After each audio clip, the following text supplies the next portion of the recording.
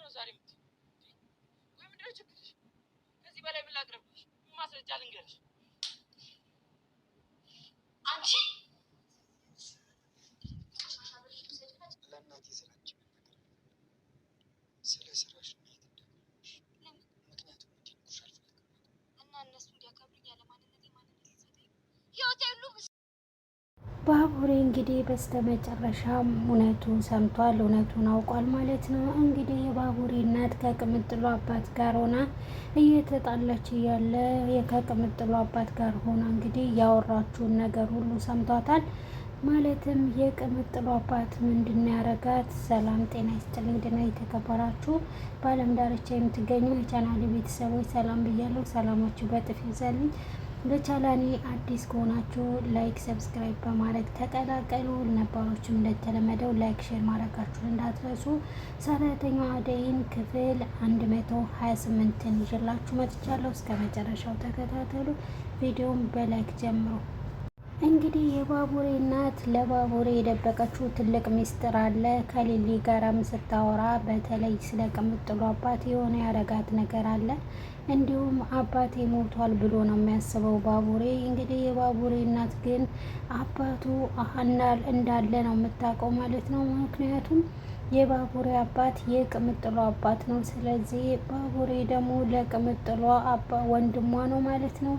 እንግዲህ ይህን ነገር ይሄ ሚስጥር እንዲታወቅበት አይፈልግም። ይሄንን ደብቆ ደግሞ ባቡሬ ልጁ መሆኑን ማንም ሰው እንዳይሰማበት በድብቅ እንዲያሳድግ ማለትም ሰው እንዳያይበት በድብቅ እንድታሳድግ ነው ያደረገው።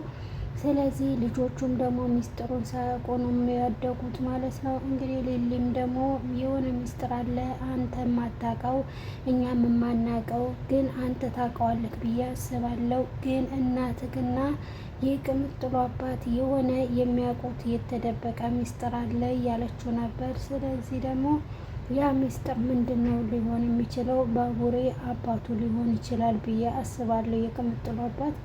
ምክንያቱም ከቅምጥሉ አባት ጋር ለምንድን ነው የሚጨቃጨቁት? ሁሌ ለምንድን ነው የተለያዩት?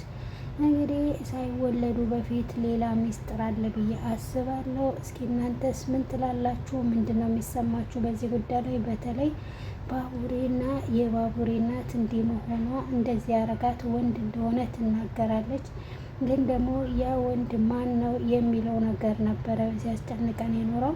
እንደዚህ የባቡሬ እናት ራሷን እስክትስት ያረጋት፣ እንድትሳሳት ያረጋት እንግዲህ ቢሆነ በውስጧ የተጎዳችው ነገር አለ ብዬ አስባለሁ። ሊጎዳት ያሰበው ሰው ደግሞ ማን ነው የሚለው ነበር። ስለዚህ ሊጎዳት የሚችለው ደግሞ የቅምጥሉ አባት የቅርብ ሰው ነው ብዬ አስባለሁ። እሱ ደግሞ ለቅምጥሉ አባት ደግሞ ለባቡሬ አባት ሊሆን ይችላል። ለምን እንግዲህ እሱን ስታየው ደግሞ ያው እንዴት እንደምትሆን አሁንም ደግሞ ልጄን አንጣልኝ ትለዋለች። እሱን ነው የምትጠይቀው። ካበደች በኋላ ራሱ ስለ ባቡሬ የቅምጥሉ አባትን ነው የምትጠይቀው።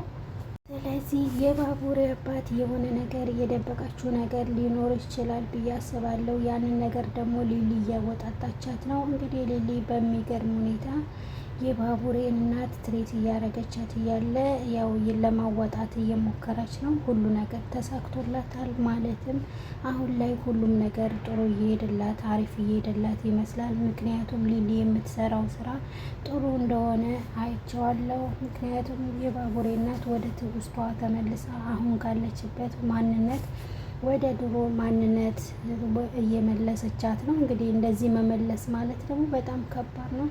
ስለዚህ የሊሊ ስራ በጣም ደስ የሚል ስራ፣ ጥሩ ስራ ነው የሰራችው። ባቡሬ ደግሞ ዝም ብሎ ሊሊን ሲያያት እሱም በጣም ነው የሚገርመው። ለምን እንደዚህ ለሰው መሆኗ እንዲህ ለሰው ልጅ ደግሞ ከልክ በላይ ለምታደርገውን ነገር መልካምነቷንና ጥሩነቷን በጣም እየገረመው ነው ማለት ነው። ስለዚህ አንዳንዴ ደግሞ በጣም ተገርሞም አንዳንዴም ደግሞ ሊሊ ለምንድን ነው ይሄን ያህል መስዋዕት የምትከፍልለት ለባቡሬ እናትና ለባቡሬ? የባቡሬን እናት መመለስ ማለት እንግዲህ ሊሊ የገባችበት ከባድ ችግር ነው ብዬ አስባለሁ። ምክንያቱም ባቡሬ እንዲገዳ ስለማትፈልግ ነው። ባቡሬ እናትም ደግሞ እንደዚህ ሆነ ሲያያት ያው ሊሊ በጣም መልካም ሰው ስለሆነች የባቡሬ እናት እንዴት መመለስ እንዳለባት ስለምታውቅ ነው ብዬ አስባለሁ። በዚህ ሁኔታ ግን ባቡሬ የሚያውቀውና እናቱ የምታውቀው ትልቅ ሚስጥር አለ። ሊሊም ይሄ ነገር ገብቷታል ብዬ አስባለሁ። እናትየዋ ደግሞ መናገርም አልፈለገችም። እንግዲህ ሊሊም ለማጣራትም እየሞከረች ነው ያየናት ማለት ነው። ስለዚህ አሁን ላይ እንግዲህ እኔ የምላችሁ የባቡሬ እናት እንደዚህ ልታብድ የቻለችው እንደዚህ ሲያስጨንቃት የነበረው ወንድ የቅምጥሉ አባት ነው ብዬ አስባለሁ። መጨረሻውን እናያለን። ያው በድብቅ ስለሚያዩት ነው ስለሚያረጉት ነው። እና የቅምጥሌ አባትም ደግሞ እሱ እንደሚለው ከሆነ በሴተኛ አዳሪነት እንደምትሰራና ሴተኛ እንደነበረሽ ነው፣ አሁን ዋጋሽን እየከፈልሽ ነው ይላታል። ግን የባቡሬ እናትም ሴሰኛ የሆነችው ለምን እንደሆነች ተናግራለች።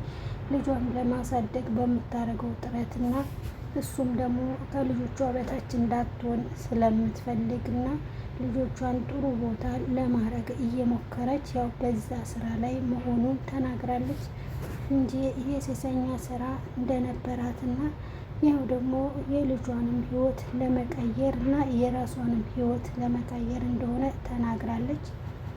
ስለዚህ ሴሰኛ ልባል አልችልም እያለች ስትመልስላት አይተናታል። ስለዚህ ባቡሬ እናት አሁን ልትመለስ ችላለች። አሁን እያሰበች ነው፣ ነገሮችንም እያስታወሰች ነው። ባቡሬ ግን ሁሉ ትውስቷን ሊመልስላትም ነገር እንግዲህ እያሳያት ነው።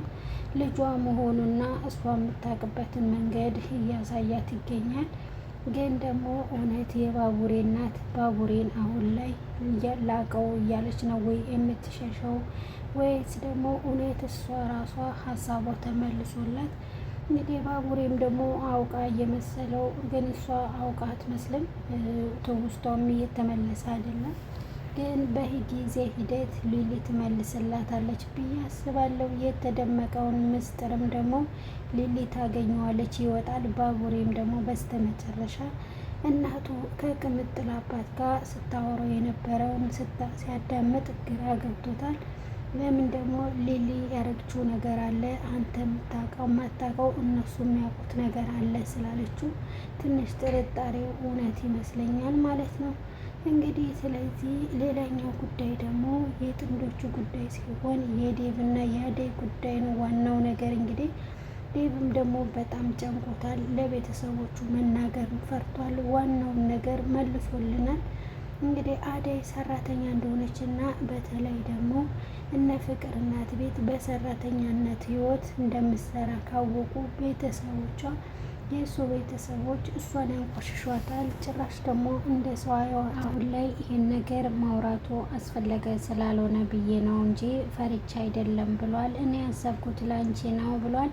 እንግዲህ እሱ ያሰበው ምንድን ነው? ቤተሰቦቹ እነ ፍቅር እናት ቤት ሰራተኛነት ስትሰራ ያለችውን ነው ያፈቀረው ብለው ቢናገር ያው እነሱ ደግሞ ሊያቋሽሹት ይችላሉ። ጭራሽ እሷንም ሰው አያረጓትም፣ እሱንም ደግሞ ሌላ ነገር ነው የሚሉት። ስለዚህ ላይቀበሉኝ ይችላሉ የሚል ፍራቻ ነው። እሱም የተወሳሰበበት ነገር እህቱም ጋር ደውሎ ይሄን ነገር ማድረግ የለብክም ቤተሰብ ጭራሽ አይፈቅድልክም ብለው ነበረ። እነሱም ደግሞ በራሱ መወሰን አልቻለም። እሱም ደግሞ ይወዳታል አደይን፣ ከአደይ ጋራ በጣም ለመኖር ይፈልጋል። ነገር ግን ቤተሰቦቹን ማሳመን አልቻለም። እንግዲህ በስተመጨረሻም ደግሞ አደይ እስከ ዛሬም ድረስ ያለችው ነገር አለ። ይሄን ነገር ለማንም እንዳትነገር ስላለችው አላወራም። አሁን ግን እሱም ደግሞ ምንድን ነው ያለው እንግዲህ ከዚህ በኋላ አንቺ ፈቃደኛ ከሆንሽ ከፍቅር እናት ጀምሮ ከእህት አለም ጀምሮ ከአንቺ ጋር የፍቅር ግንኙነት እንዳለኝና ደግሞ እንደገና ሁሉ ብዙ ነገር ናም